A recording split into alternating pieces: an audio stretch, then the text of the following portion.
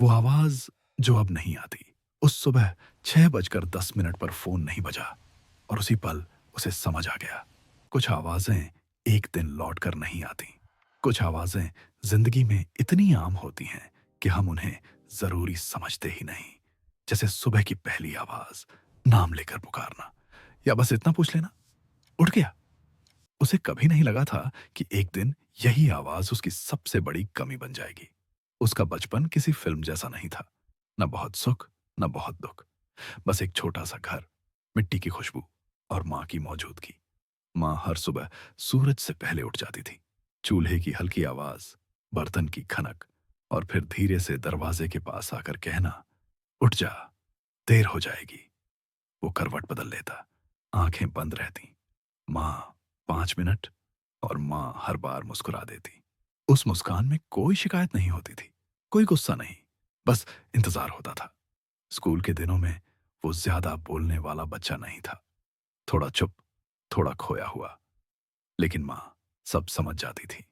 अगर वो चुपचाप थाली में रोटी छोड़ देता, तो माँ बिना पूछे उसके पास बैठ जाती। कभी उसके बालों में हाथ फेरती, कभी बस खामोशी में उसके साथ बैठी रहती। कुछ सवाल जिनके जवाब शब्दों में नहीं होते, माँ उन्हें बिना सुने समझ लेती थी। पिता ज्यादा बोलते नहीं थे। काम, जिम्मेदारी, थकान। घर में अगर कोई था जो हर टूटे दिन को जोड़ देता था, तो वो माँ थी। रात को सोने से पहले माँ हमेशा कहती, कल जल्दी उठ जाना, तेरा दिन अच्छा जाएगा। वो हंस देता। उसे नहीं पता था कि एक दिन ये वाक्य याद बन जाएगा। समय बदला। स्कूल से कॉलेज, कॉलेज से सपने। गांव छोटा लगने लगा, शहर बड़ा। उसके सपने कमरे की दीवारों से बाहर निकलने लगे जब उसने कहा, माँ, नौकरी के लिए शहर जाना है। माँ ने एक पल के लिए भी उसे नहीं रोका, बस पूछा, खाना खुद बना लेगा ना? वो हंस पड़ा। शहर की पहली रात बहुत अजीब थी। कमरा साफ था लेकिन खाली। खिड़की से शोर आता था। लोग, गाड़ियां, भागती जिंदगी। उसे नींद नहीं आ रही थी। फोन बजा। ठीक से पहुंचा? माँ, हाँ माँ, सब ठीक है। खाना खा लिया? हाँ। झूठ था, लेकिन माँ ने कुछ नहीं कहा, बस बोली, ठीक है बेटा, आराम कर। फोन कट गया। कमरा और ज्यादा खाली लगने लगा।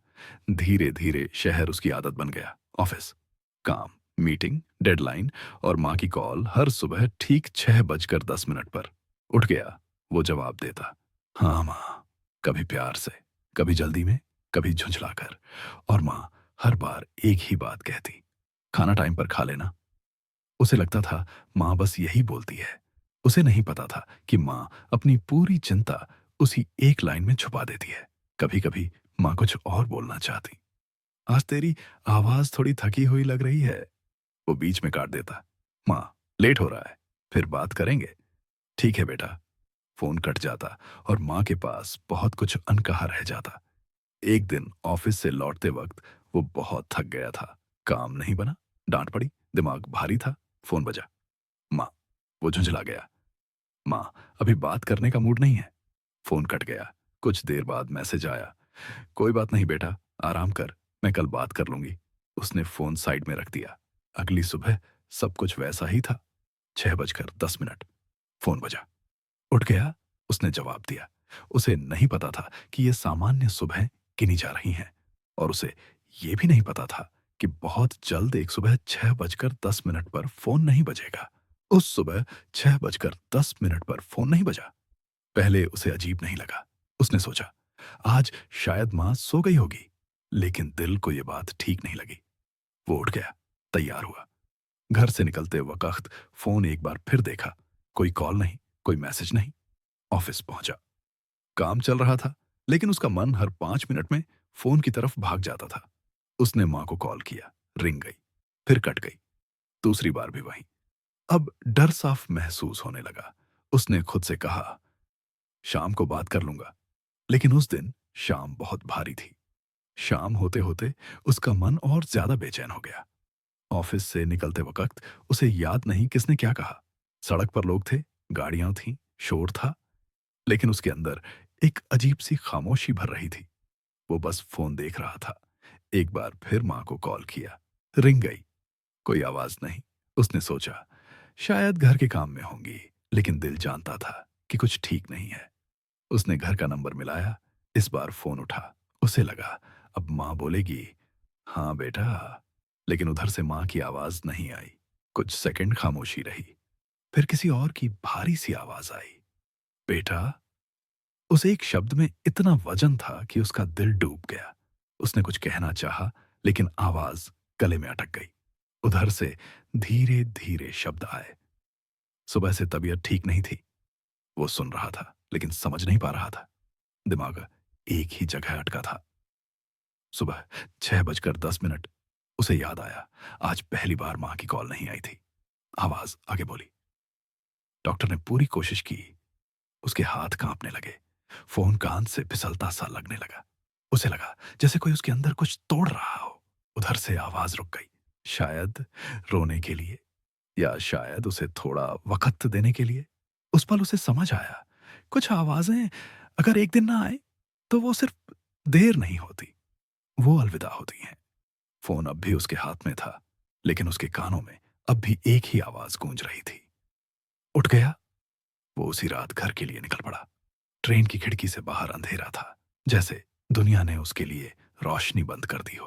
पूरे रास्ते उसके कानों में एक ही आवाज गूंजती रही। उठ गया, घर पहुंचा।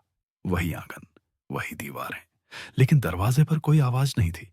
आ गया बेटा। कमरे में मां की चप्पल जैसी की तैसी पड़ी थी। चूल्हा ठंडा था। घर साफ था, लेकिन खामोश।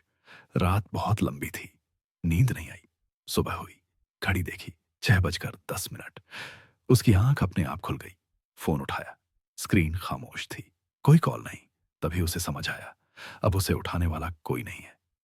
वो देर तक बैठा रहा और पहली बार उसने खुद से कहा, मां, मैं उठ गया हूं। लेकिन उस आवाज को सुनने वाला कोई नहीं था।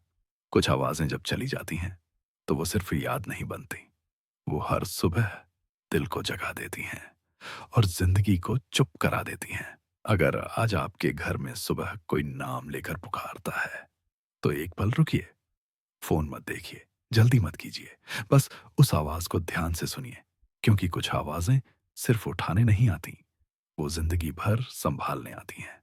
और जब वो आवाज हमेशा के लिए चली जाती है, तब हम हर सुबह उठ तो जाते हैं, लेकिन जिंदगी कभी पूरी नहीं जागती।